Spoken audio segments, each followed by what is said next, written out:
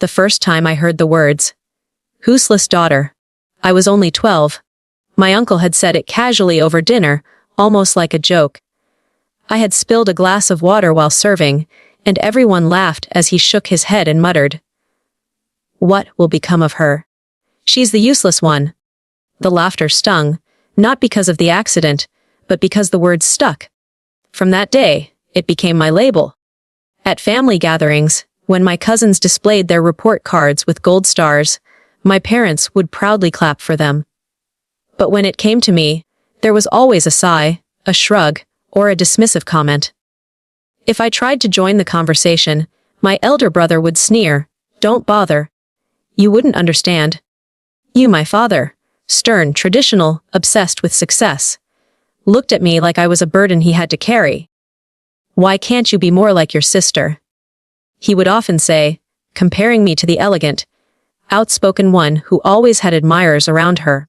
It didn't matter what I did. When I scored well, it was called luck. When I tried to help, I was told I was in the way. When I stayed quiet, I was invisible. At 16, I overheard my grandmother whisper to my mother in the kitchen, "At least your other children will make you proud. This one, she will bring you shame. Girls like her are just useless." That word echoed in my head like a curse. I carried it through school, where my confidence crumbled each time my family's mockery replayed in my mind. I stopped raising my hand in class, too afraid of being wrong. I avoided friends, convinced they secretly thought of me the same way. By the time I turned 21, useless had become part of my identity. Family dinners were the worst, my brother boasting about his promotions, my sister flaunting her expensive gifts from suitors, my father raising his glass with pride. And then, inevitably, eyes would turn to me. "So, what about you?" someone would ask, a smirk tugging at their lips. I would force a smile and mumble something safe, "I'm fine," only to hear someone chuckle. "Still nothing to show." Huh. The useless daughter strikes again. They didn't know how much those words pierced me. They didn't know the nights I cried into my pillow, wishing I could disappear. They didn't know how I stared at myself in the mirror, asking if maybe they were right.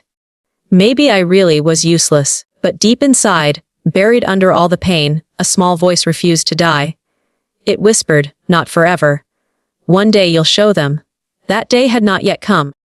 But the seed was already planted. Life has a cruel way of proving people right when you're already broken.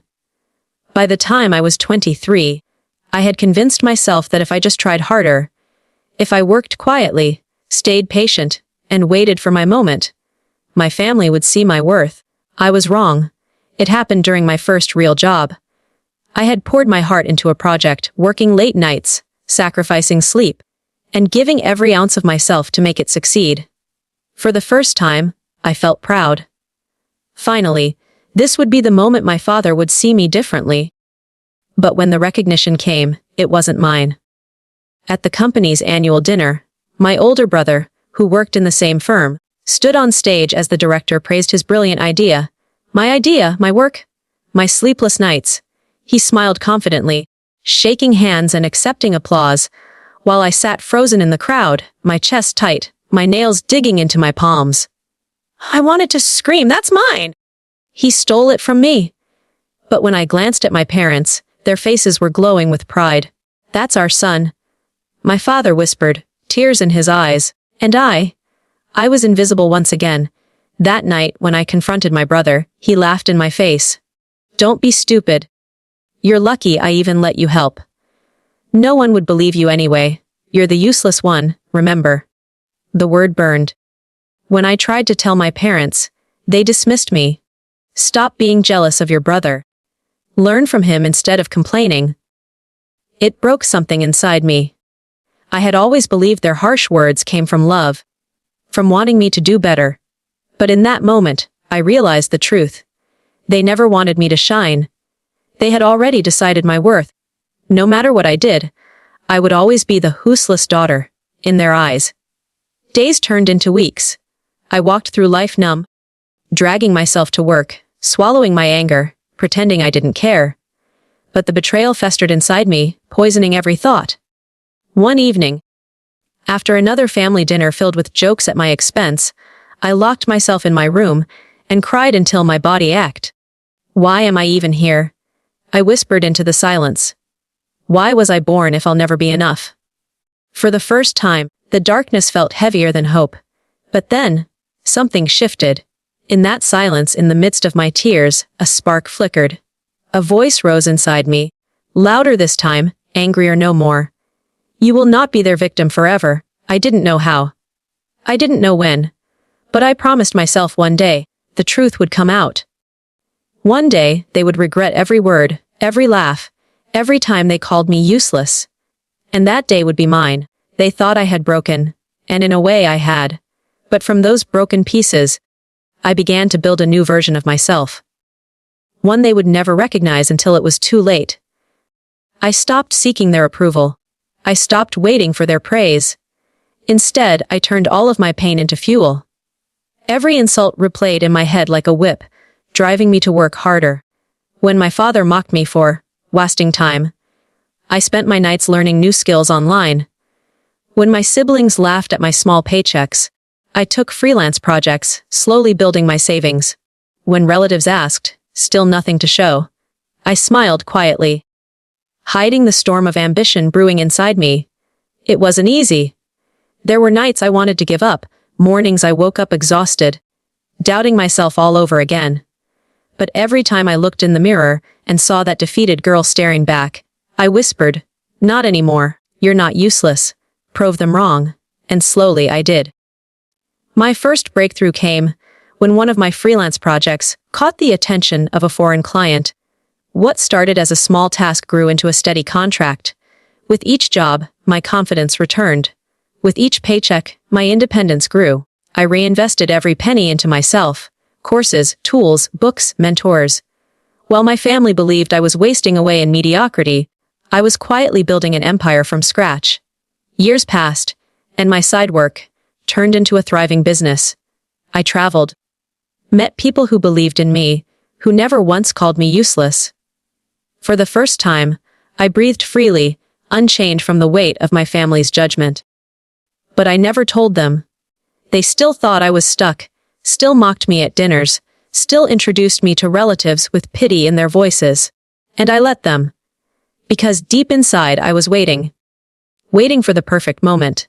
The day when the truth would not just be told, but revealed in a way they could never deny. That day was coming. The stage was set. And the useless daughter was ready to rise. It happened on a day none of them expected. My father had organized a grand family gathering. Relatives from across the country, business partners, old friends. It was meant to celebrate my brother's latest promotion and my sister's engagement. The hall glittered with chandeliers. Laughter filled the air, and once again, I was the invisible shadow in the corner. Or so they thought.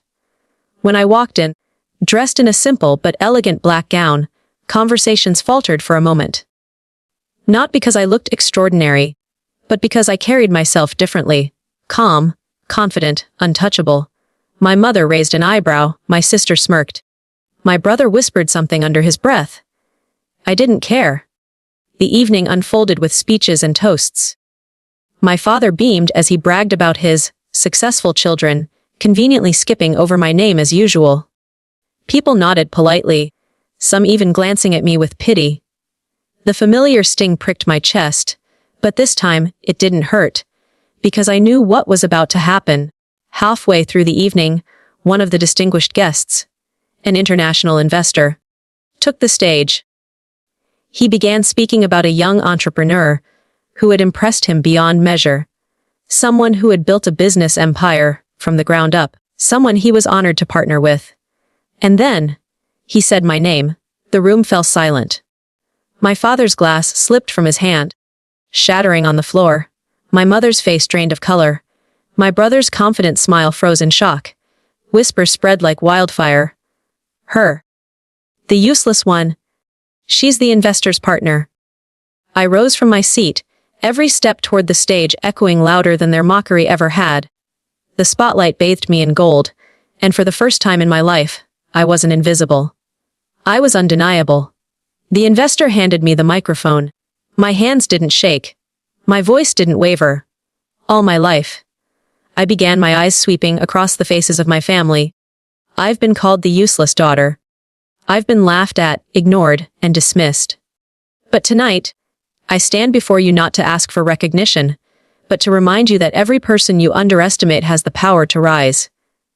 Gasps, murmurs, silence. My brother's fists clenched. My sister's eyes burned with jealousy. My father looked like a man watching his world crumble. I smiled. A calm, knowing smile. Useless, I said softly, letting the word linger. No, not useless. Unstoppable. The applause that followed wasn't just for my success. It was for my survival, my strength, my victory. And as it roared around me, I felt years of pain lift from my shoulders. That night, I didn't need their approval. I didn't need their love. I had already won. And as I walked away from the stage, head held high, I knew one thing with absolute certainty. The truth had finally come out. The useless daughter was never useless at all.